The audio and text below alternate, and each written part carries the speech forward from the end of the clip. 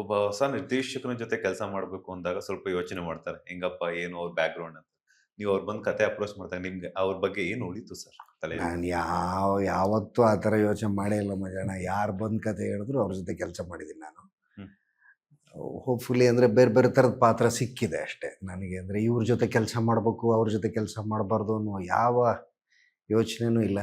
ಬೆಳಗ್ಗೆಯಿಂದ ಒಂದು ಉತ್ತರ ರಿಪೀಟ್ ಮಾಡ್ತಾ ಇದ್ದೀನಿ, ನಿಮಗೂ ಹೇಳ್ಬಿಡ್ತೀನಿ. ಈಗ ಹೊಸ ನಿರ್ದೇಶಕರು ಅಂದಾಗ ಅದು ಹಳೆ ಹಳೆ ನಿರ್ದೇಶಕ, ಹೊಸ ನಿರ್ದೇಶಕ ಅಂತ ಇರಲ್ಲ ಅಂತ.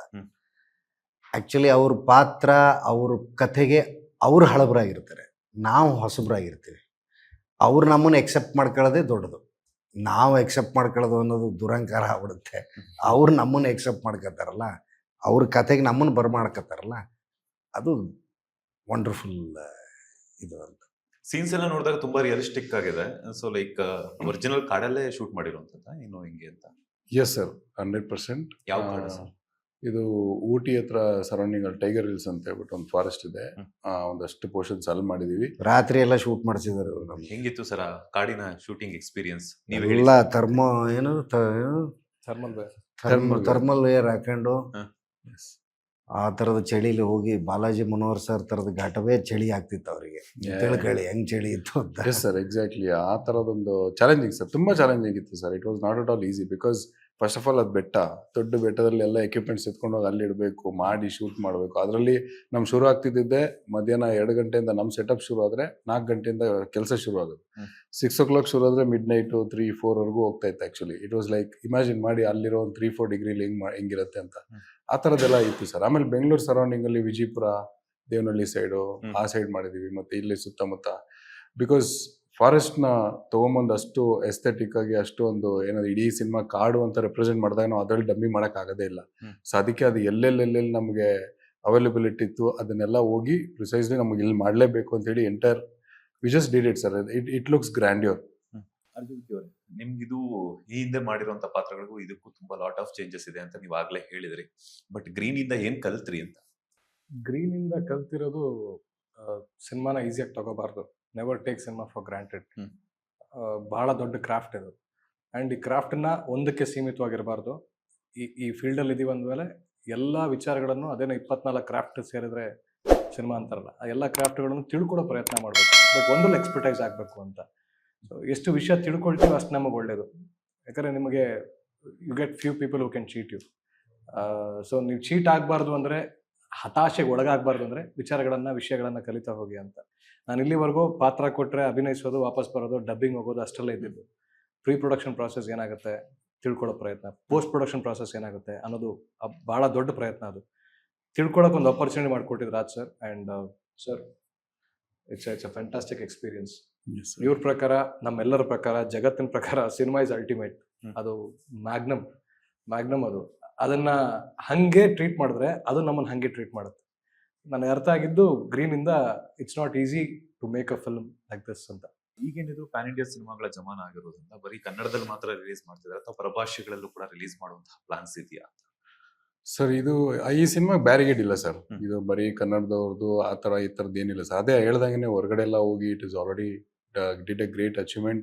ನಮ್ಮ ಕನ್ನಡ ಭಾಷೆಲೇನೆ ನೋಡ್ಬಿಟ್ಟು ಅವ್ರು ಇದು ಮಾಡಿರೋದು. ಇವಾಗ ಏನಂತಂದ್ರೆ ಒರಿಜಿನಲ್ ಕನ್ನಡನೇ ಮಾಡ್ಬೇಕು ಅನ್ನೋ ಹಠ. ಬಿಕಾಸ್ ಒಂದಷ್ಟು ಕಡೆ ಎಲ್ಲ ಹೋದಾಗ ಅದೇ ಆ ಕನ್ನಡ ಸಿನಿಮಾನ ನಾವು ಇದು ಮಾಡಲ್ಲ, ತಗೊಳಲ್ಲ, ಇದು ಮಾಡಲ್ಲ. ಅದಕ್ಕೆ ನಾವು ಹಂಗಾರೆ ಹಿಂದಿಲಿ ಇದು ಕೊಡಲ್ಲ, ದೆನ್ ಅಗೇನ್ ಬೇರೆ ಯಾವುದೇ ಭಾಷೆಯಲ್ಲಿ ನಾವು ಇದು ಮಾಡಲ್ಲ ಅಂತಾನೆ ನಮ್ದು ಹಠ ಇದ್ದಿದ್ದು. ಸೊ ಕನ್ನಡ ಲ್ಯಾಂಗ್ವೇಜ್ ಅಲ್ಲಿ ನಾವು ವಿ ಆರ್ ಹ್ಯಾಪಿ ಸರ್. ನಾವು ಕನ್ನಡದವರು ಇಲ್ಲೇ ಬಂದು ಈ ತರ ಸಿನಿಮಾ ಮಾಡಿದೀವಿ ಅನ್ನೋದು ನಮ್ಗೊಂದು ದೊಡ್ಡ ಪ್ರೌಡ್ ಫೀಲಿಂಗ್ ಇದೆ ಸರ್. ಸೊ ಅದಕ್ಕೇನೆ ಮೇನ್ ಒರಿಜಿನಲ್ ಲ್ಯಾಂಗ್ವೇಜ್ ಅಲ್ಲಿ ಏನ್ ಮಾಡಿದೀವಿ ಇಲ್ಲೇ ಫಸ್ಟ್ ರಿಲೀಸ್ ಮಾಡೋಣ. ಅದೆಲ್ಲ ಆಮೇಲೆ ಸರ್ ಬಂದಾದ್ಮೇಲೆ we are open to do that sir. ಹಂಗೇನಿಲ್ಲ ಹಂಗಂತ ಇವಾಗ ನೋಡಿ. ಅದಕ್ಕೆ ಹೇಳ್ದಂಗೆ ಒಂದು ಸಿನಿಮಾಗೆ ಯಾವುದೇ ಕಾರಣಕ್ಕೆ ಒಂದು ಇದಿರಲ್ಲ ಏನದು ಇದು ಲೈಕ್ ಬ್ಯಾರಿಗೇಡ್ ಇರಲ್ಲ. ದಟ್ ನಮ್ದೇ ಒಂದೇ ಲ್ಯಾಂಗ್ವೇಜ್ ಅಲ್ಲಿ ಬರಬೇಕು ಅದು ಇದು ಅಂತ. ನನಗೊಂದು ವಿಚಾರ ತಲೆ ನೋಡ್ತಿದೆ ಹೇಳಿ. ಸರ್ ದೀಪಾವಳಿ ಹಬ್ಬಕ್ಕೆ ಊಟ ಒಳ್ಳೆ ಮೃಷ್ಟಾನ್ನ ಭೋಜನ ಅಡುಗೆ ಮಾಡಿಬಿಟ್ಟು ಹೋಟ್ಲಲ್ಲಿ ಹೋಗಿ ಊಟ ಮಾಡ್ತಾರೆ ಸರ್ ಯಾರಾದರೂ? ಸರ್ ಸೊ ಅದನ್ನ ನಮ್ಮನೆಯವರೇ ತಿಂದಾಗ ಅದರ ಖುಷಿ ಬೇರೆ. ಹೌದೌದು ಸರ್. ಸೊ ಆದ್ರಿಂದ ಇದು ಕನ್ನಡದಲ್ಲಿ ಒರಿಜಿನಲ್ ಆಗಿ ಇಲ್ಲಿ ಬಂದು ನಾವು ಇಲ್ಲಿ, ಯಾಕಂದ್ರೆ ಕನ್ನಡದವ್ರಿಗೆ ಸಿನಿಮಾ ಒಪ್ಸೋದು ಇಟ್ಸ್ ವೆರಿ ಹಾರ್ಡ್. ಎಲ್ಲ ಸಿನಿಮಾ ಎಕ್ಸ್ಪೋಜರ್ ಆಗೋದ್ರಿಂದ for them it is very like challenging. ನಮಗೆ ಚಾಲೆಂಜಿಂಗ್ ದಟ್ ಅವ್ರಿಗೆ ಸ್ಯಾಟಿಸ್ಫೈ ಮಾಡೋದು. ಸೊ ಈ ಸಿನಿಮಾ ಆ ಕ್ಯಾಟಗರಿಗೆ ಹೋಗ್ಬೇಕು, ಆ ಕ್ಯಾಟಗರಿಗೆ ಹೋಗುತ್ತೆ ಅಂತ ನನಗೆ ಸ್ಟ್ರಾಂಗ್ ಬಿಲೀಫ್ ಇದೆ. ಬಿಕಾಸ್ ಇದು ನಾರ್ಮಲ್ ಒಂದು ರೆಗ್ಯುಲರ್ ಪ್ಯಾಟರ್ನ್ ನೀವು ಏನು every day to day cinema ನೋಡ್ತೀರಾ ಅದು ಅಲ್ವೇ ಅಲ್ಲ sir. This is completely new. ಅದೇ ನಾವು ಅವಾಗಲಿಂದ ಹೇಳ್ಕೊಂಡ್ ಬಂದಿರೋದು, ಸೈಕಾಲಜಿಕಲ್ ಮೈಂಡ್ ಬೆಂಡಿಂಗ್ ಥ್ರಿಲ್ಲರ್ ಅಂತ. ಸೊ ಬರೀ ಥ್ರಿಲ್ಲರ್ ಅಲ್ಲ, it gives you that kind of effect, ಒಂದು ಯೂನಿಕ್ ಎಕ್ಸ್ಪೀರಿಯನ್ಸ್ ಕೊಡುತ್ತೆ. ನೀವು ಥಿಯೇಟರ್ ಕೂತ್ಕೊಂಡು ಫಸ್ಟ್ ಸೀನಿಂದ ಶುರು ಮಾಡಿಬಿಟ್ರೆ ನಿಮ್ಮ ಜೊತೆಲಿ ಅದು ಟ್ರಾವೆಲ್, ಸಿನಿಮಾ ಜೊತೆಗೆ ನೀವು ಟ್ರಾವೆಲ್ ಮಾಡ್ತೀರಾ. ಒಂದು ಥಾಟ್ ಪ್ರೊವೋಕಿಂಗ್ ಕೊಡುವಂಥ ಸಿನಿಮಾ ಆಗಿರೋದ್ರಿಂದ ಇದು ಫಸ್ಟ್ ಟೈಮ್ ಒಂದು ಯೂನಿಕ್ ಎಕ್ಸ್ಪೀರಿಯನ್ಸ್ ಕೊಡುತ್ತೆ cinematically. So for that I am excited sir. ಆಮೇಲೆ ನಮ್ಮ ಕನ್ನಡ ಸಿನಿಮಾ ಸರ್, ಅದಕ್ಕೆ first we starting from here only, ಆಮೇಲೆ ವಿಲ್ ಸಿ ಸರ್ ಡೆಫಿನೆಟ್ಲಿ. ಮೊದ್ಲಿದ್ ಬರ್ತಿದ್ದಂತಹ ಸಿನಿಮಾಗಳಿಗೂ ಈಗ ಬರ್ತಿರುವಂತಹ ಸಿನಿಮಾಗಳ ಜಾನರ್ಗೂ ಲಾಟ್ ಆಫ್ ಚೇಂಜಸ್ ಇದೆ. ಹೌದು. ಟೆಕ್ನಿಕಲಿ ನಾವು ಆಟಾಡ್ಬೇಕಾಗುತ್ತೆ ಅಂಡ್ ತುಂಬಾನೇ ನಾವು ಒಂದೊಂದು ಶಾರ್ಟ್ಗೂ ಕೂಡ ಇಂಪ್ರೂವೈಸೇಷನ್ ಮಾಡ್ಕೋಬೇಕಾಗುತ್ತೆ. ಸೊ ಒಂದೊಂದು ಕ್ಷಣ ನಾವು ಒಂದೊಂದು ಫ್ರೇಮ್ ಅಲ್ಲೂ ಕೂಡ ನಾವು ವಿಭಿನ್ನತೆ ಹಾಗೂ ವಿಶೇಷತೆ ತೋರಿಸ್ಬೇಕು ಅಂದಾಗ ನಿಮ್ಗೆ ಆ ತರ ಚಾಲೆಂಜಸ್ ಎಷ್ಟು ಪ್ಲಸ್ ಆಯ್ತು, ಹಾಗೇನೆ ಎಷ್ಟು ಮೈನಸ್ ಆಯ್ತು ಅಂತ ಅನ್ನಿಸ್ತು ನಿಮ್ಗೆ ಅಂತ? ಸರ್ ಮೈನಸ್ ಆಗ್ತಿದ್ದನ್ನ ನಾವು ಕಟ್ ಆಫ್ ಮಾಡ್ಬಿಟ್ಟು ಈ ಸೀನ್ ಹಿಂಗೆ ಬರ್ಬೇಕಂತ ಪ್ರಿಸೈಸ್ ಆಗಿ ಪ್ಲಸ್ ಮಾಡ್ಕೊಬೇಕನ್ನೋದೇ ಸಿನಿಮಾದ ಉದ್ದೇಶ ಸರ್.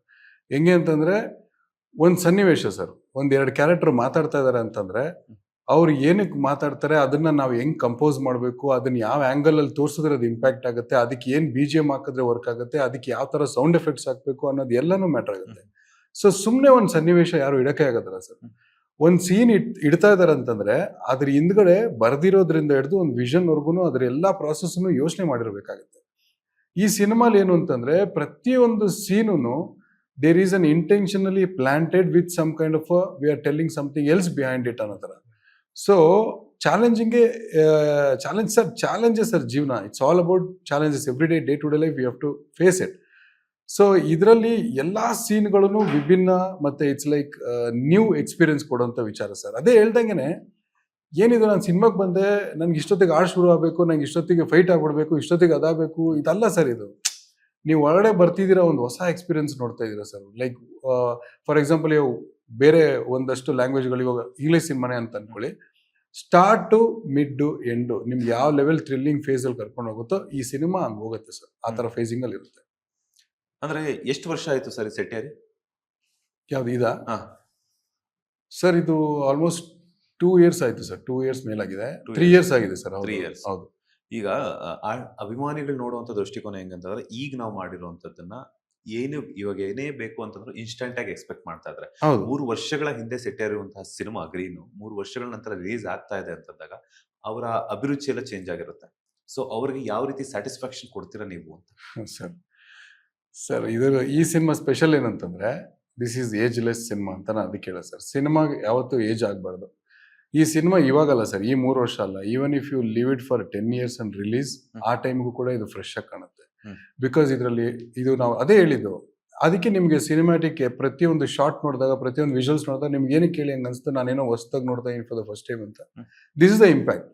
ಇದು ನಾವು ಅವಾಗಲೇ ಯೋಚನೆ ಮಾಡಿ ಅದನ್ನ ಮಾಡಿ ಅದು ಪ್ರಾಸೆಸ್ ಆಗಿ CG ವರ್ಕ್ ಎಲ್ಲ ತುಂಬಾ ಅದು ಟೈಮ್ ತಗೊಂಡಿದ್ದರಿಂದ ಅದಾದ್ಮೇಲೆ 1 year ಫುಲ್ ಅದು ಹೊರಗಡೆ ಬೇರೆ ಬೇರೆ ಕಂಟ್ರೀಸ್ಗಳಿಗೆ ಒಂದಷ್ಟು ಕಡೆ ಶೋಸ್ಗಳಾಗಿರೋದ್ರಿಂದ that has took its own time sir ಇವತ್ತು ಇಲ್ಲಿವರೆಗೂ ಬರೋದಕ್ಕೆ.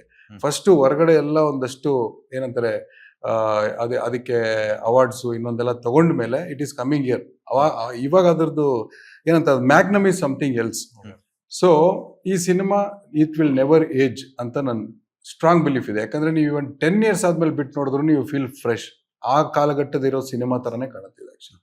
ಐ ಥಿಂಕ್ 21 ಅವಾರ್ಡ್ಸ್ ಬಂದಿದೆ ಅನ್ಸುತ್ತಲ್ಲ, 21, 24? ಸೊ ಟೋಟಲ್ 27 ನಾಮಿನೇಷನ್ ಅಲ್ಲಿ 19 ವಿನ್ ಆಗಿರೋದು ಸರ್. ಅದರಲ್ಲಿ ಬೆಸ್ಟ್ ಥ್ರಿಲ್ಲರ್ಗೆ, ಬೆಸ್ಟ್ ಸೈಕಾಲಜಿಕಲ್ ಫಿಲ್ಮು, ಆಮೇಲೆ ಬೆಸ್ಟ್ ಡೆಬ್ಯೂ ಡೈರೆಕ್ಟರ್ಗೆ ಆಲ್ಮೋಸ್ಟ್ ನನಗೇನೆ ಒಂದು 9 ಅವಾರ್ಡ್ವರೆಗೂ ಇದು ಕನ್ಸಿಡರ್ ಮಾಡಿದ್ದಾರೆ. ಟೋಟಲ್ 27 ಒಂದು ನಾಮಿನೇಷನ್ ಆಗಿರುವಂತಹ ಸಿನಿಮಾದಲ್ಲಿ ನೀವ್ ಆಕ್ಟ್ ಮಾಡಿದಾಗ ಅದ್ರ ಘನತೆ ಗೌರವ ಇನ್ನಷ್ಟು ಹೆಚ್ಚಾಯ್ತು ಅಂತ ಅನ್ಬೋದು. ಸೊ ಆ ಒಂದು ಮೂಮೆಂಟ್ ಹೆಂಗಿದೆ ಅಂತ, ವೈಬ್ಸ್ ಎಲ್ಲ ಹೇಗಿದೆ? ಖುಷಿ ಇದೆ. ಅಂದ್ರೆ ಈಗ ಅವ್ರು ಬಂದು ಕತೆ ಹೇಳಿದಾಗ ಇದು ಅವಾರ್ಡ್ ತಗೊಳತ್ತೆ, ಅವಾರ್ಡ್ಗೆ ಹೋಗುತ್ತೆ ಅನ್ನುವ ಯೋಚನೆಯಲ್ಲಿ ಕೆಲಸ ಮಾಡಿದ್ದಲ್ಲ. ಅದು ಆ ಕತೆ ಕೊಟ್ಟು ಮಜಕ್ಕೆ ಕೆಲಸ ಮಾಡಿದ್ದು, ಇವ್ರ ಜೊತೆ ಒಂದು ಜರ್ನಿ ಮಾಡೋಣ ಅಂತ ಮಾಡಿದ್ದು. ಅದಕ್ಕೆ ನಿಮಗೆ ವ್ಯಾಲಿಡೇಷನ್ ಸಿಕ್ಕಾಗ ಇನ್ನೂ ಹೆಚ್ಚು ಖುಷಿ ಆಗುತ್ತಲ್ಲ. ಸೊ ಅದಕ್ಕೆ ಅವ್ರಿಗೆ ಕಂಗ್ರ್ಯಾಚುಲೇಷನ್ಸ್ ಹೇಳ್ತೀನಿ. ಆ ಥರದೊಂದು ಸಿನಿಮಾದಲ್ಲಿ ಭಾಗಿಯಾಗಿಸಿದ್ದಕ್ಕೆ ಧನ್ಯವಾದಗಳನ್ನ ಹೇಳ್ತೀನಿ.